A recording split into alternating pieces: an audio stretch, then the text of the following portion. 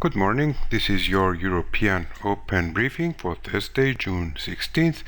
My name is Michael Florentiades. I am the Chief Economist here at XM, and here are the key points that you need to know today. The Federal Reserve held policy steady yesterday as expected, but the message was overall a bit on the dovish side. The Bank of Japan also held its policy steady and the yen rallied as a result. Today we have a busy calendar. We just had the Swiss National Bank announcing policy. We have the Bank of England ahead also. Data, we have UK retail sales, Eurozone final inflation in the United States, jobless claims. So overall a very busy day ahead. Now, first of all, this is the famous dot plot that the Fed releases, and the Fed more or less confirmed market expectations that the most probable course this year is the one and done approach. That is, likely only one rate hike until the end of the year. Of course, you will notice on the dot plot that most of the market participants the FOMC participants are clustered around the 0.75 to 1% range, which implies two rate hikes. However, we see now that 6 governors are forecasting only one rate hike, and it's possible that as the year progresses, maybe some of these dots are going to move to the one rate hike category. Yes, the dot plot does show the majority of the FOMC seeing 2 or more hikes, so all these people, but we have to wait for the data. And of course, ahead of the UK referendum, Yellen was expected to be dovish. So maybe we have to take that into account. And we also have to take into account the weak pace of job growth shown in the non-farm payrolls. So in the light of those, we had a relatively dovish Fed. And we have to point out that Yellen did speak about global concerns, including the so-called Brexit. So global concerns are weighing on the Fed's mind. Now, this weighed on the dollar, and the dollar index lost around 0.5% since the Fed meeting took place, and in the wake of the Bank of Japan and the yen's move, the yen not as highly weighted in the dollar index. We're going to have a look at dollar yen, but yeah, roughly we have to say that the dollar index fell from around 97.4 to 94.2, so that's about 0.5%. Now, Yellen also helped the euro to recover and make its way back towards the 113 area, despite the negative Bund yield. The 10-year German Bund is still yielding negative, so that's weighing on the euro, but dovish Fed is helping it to recover a bit, staying within the range though. We're not seeing a breakout in the euro, and the euro is also might suffer a little because of Brexit concerns, as one of the main currencies that will be affected by Brexit. We saw a massive rally in the Japanese yen, not so much in the wake of the Fed announcement and Chair Yellen's press conference, but the Bank of Japan held policy steady. Some in the market were expecting the Bank of Japan to move.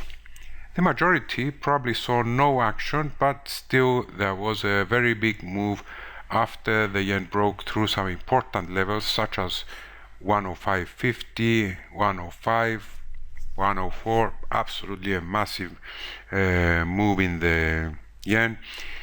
Keep in mind that the yen is one of the favorite safe havens of the markets right now. Of course, intervention is now becoming possible in the 105 to 100 range as the yen heads to 100. There was a Japanese Ministry of Finance official warning today against one-sided moves. So we'll see whether these warnings, we had the Japanese finance minister himself warning the other day. Market pretty much ignored him, so we'll see when the words will be backed by some action as the yen is making its way, dollar yen is making its way to 100. Dollar yen is at its lowest since August 2014, just to put this move into perspective. Now, to show both the nervousness in the markets as well as the dovish Fed, we put up a chart of gold. This is another trade that seems to be favored by market participants right now, long gold. So gold broke through 1300 and it broke through decisively. It's now at 1310 and it is now at a near 2-year high. It's at its highest since August 2014.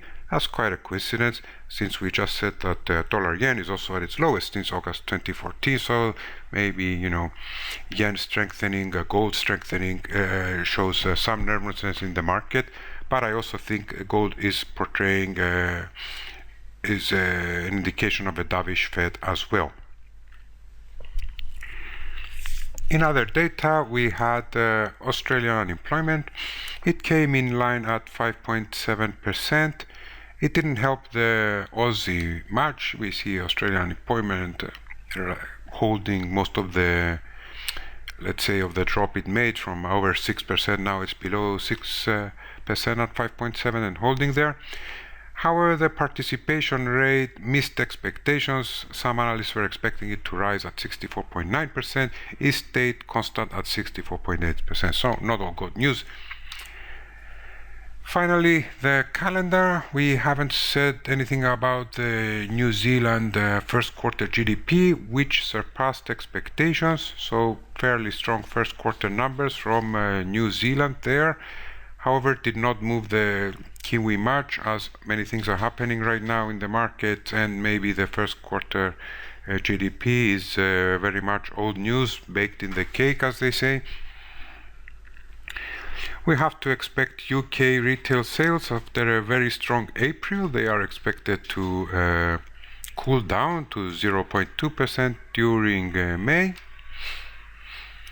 We also are expecting final Eurozone inflation at 0.3% month on month. Eurozone to stay in deflation at minus 0.1%. Not unlikely to get any surprises from this number, but we'll see. Then expect the Bank of England decision, which will be followed in terms of data by the inflation, US inflation. US inflation expected to be at 1.1% year on year, the headline number, and the core is going to rise from 2.1 to 2.2%. That's quite a strong core CPI growth there. The other things to watch, probably jobless claims, initial jobless claims expected to tick up to 270,000, but as long as they are under 300,000, that's not going to cause a lot of worries.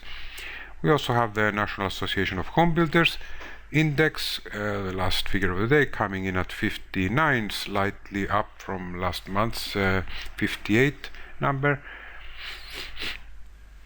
And here we have the schedule. The Swiss National Bank held the rates. It said it's ready to intervene in the currency markets because the franc is overvalued. Definitely another central bank that is worried about Brexit and the safe haven flows that its currency may attract. So that's all for today. Busy day ahead, as we said. Thank you very much for watching and have a great day.